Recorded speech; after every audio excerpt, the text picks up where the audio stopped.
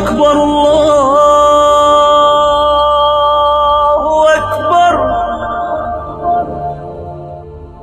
یہ جن لوگ پہلے سے بیان سن رہے ہیں انہیں یہ واقعہ سنا ہے، نئے نئے لوگ بھی آ جاتے ہیں نا، پرانے والے اصل میں اعتراض کرتے ہیں یار وہ گھسے پٹے قصے بار بار سنا سنا کے نا تھک گئے ہم۔ تو بھائی آپ کے لیے گھسے پٹے نئے نئے لوگوں کے لیے، اب کوئی مارکیٹ میں نیا آئے گا تو بتائیں گے ہم، اب آ ہی نہیں رہا۔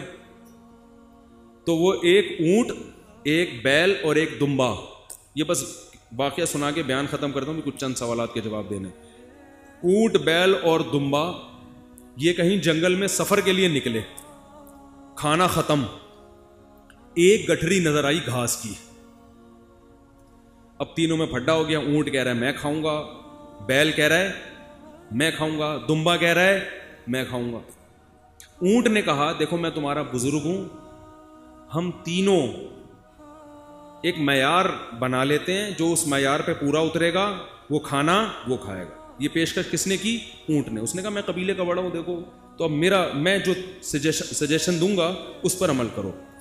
تو ہم تینوں میں سے جو اپنا سب سے پرانا ہونا ثابت کر دے گا کہ جو دنیا میں سب سے پہلے آیا ہے وہ اس گٹھری کا مستحق۔ اونٹ کا خیال تھا میں ہی ہوں، بزرگ ہے، لوگوں نے کہا چلو جی بزرگوں کا احترام اسلام میں ٹھیک ہے واجب ہے۔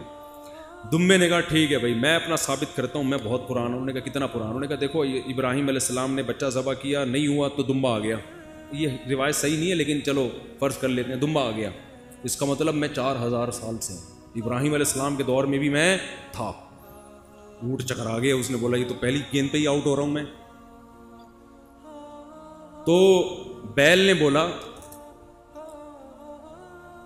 بولا کہ آدم علیہ السلام جب زمین پہ آئے تھے زمینداری کے لیے ٹریکٹر ایجاد نہیں ہوئے تھے، تو کچھ تو اگایا ہوگا نا، تو کھیتی باڑی کس سے کی تھی انہوں نے؟ بیل سے۔ اس کا مطلب میں کب سے ہوں؟ دمبا تو آؤٹ ہو گیا نا۔ اونٹ پریشان کہ کمبخت اس سے پہلے تو تاریخ لکھی نہیں گئی ہے، اس سے پہلے تو تاریخ لکھی، اور سجیشن بھی میری تھی۔ اونٹ ٹینشن میں آیا، اس نے کیا کیا، وہ گھاس کی گٹھری اٹھا کے اپنے کوہان پہ رکھی۔ تو دمبے نے بولا بھائی میں تو بہت پرانا ہوں۔ اس نے بولا مانتا ہوں، میں نے کب کہا؟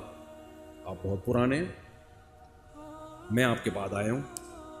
بیل نے کہا میں تو اس سے بھی پرانا ہوں۔ اس نے کہا میں نے بولا کہ آپ پرانے نہیں، تو بھائی یہ پھر ہمیں دو۔ اس نے کہا دم ہے تو لے لو اس نے کہا ہمت ہے تو اٹھا لو، اونٹ کے خوان سے کون اٹھائے گا؟ چلو دفعہ یہاں سے، تمہاری ایسی کی تیسی۔ سجیشن بھی خود ہی دی، بولا جس میں دم ہے لے لے بھائی، چلو اس کو کہتے ہیں لاؤ بالی۔ نہیں آئی بات سمجھ میں؟ اللہ ایسا نہیں کرتا کہ وہ اپنی تجویز کے خلاف چلے۔ یہ تو میں نے صرف واقعہ سمجھانے کے لیے کہ بھائی اللہ کے سامنے کون لڑ سکتا ہے، اللہ کے سامنے کون دلائل دے سکتا ہے کہ اللہ وہ اتنے سارے گناہ کیے تو 2 منٹ میں معاف کر رہا ہے۔